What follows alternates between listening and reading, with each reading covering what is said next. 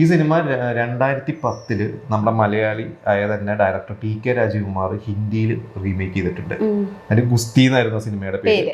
അതെ, നമ്മുടെ രാജ്പാൽ യാദവ് ആണ് അതിൽ ഹീറോ ആയിട്ട് അഭിനയിച്ചത്. അതായത് അന്ന് അത് എത്രത്തോളം ഹിറ്റ് ആയിരുന്നു അറിയില്ല, പക്ഷെ അത് അദ്ദേഹം റീമേക്ക് ചെയ്തിട്ടുണ്ടെങ്കിൽ ആ സബ്ജക്റ്റിനോടുള്ള ഒരു പുതുമയില്ല.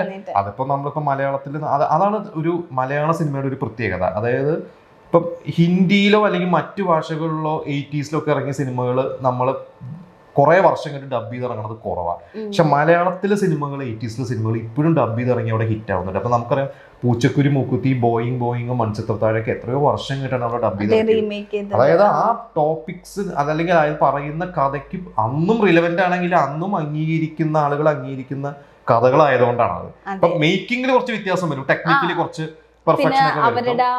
അവരുടെ ബോയിങ്ങിനെ കുറിച്ച് പ്രിയദർശൻ പറഞ്ഞിട്ടുണ്ട്. എനിക്ക് അന്ന് ബോയിങ് ചെയ്തപ്പോൾ വളരെ ചെറിയ ബഡ്ജറ്റിൽ ചെയ്തതാണ്, എനിക്ക് വിചാരിച്ച പോലെ ചെയ്യാൻ പറ്റിയിട്ടില്ല. പക്ഷെ വർഷങ്ങൾ കഴിഞ്ഞിട്ട് അത് ഗരം മസാല ചെയ്ത് കഴിഞ്ഞപ്പോൾ എല്ലാ റിസോഴ്സസും വെച്ചിട്ട് വേറെ തരത്തിൽ, പക്ഷെ അതിന്റെ എസൻസ് സെയിം ആണ്.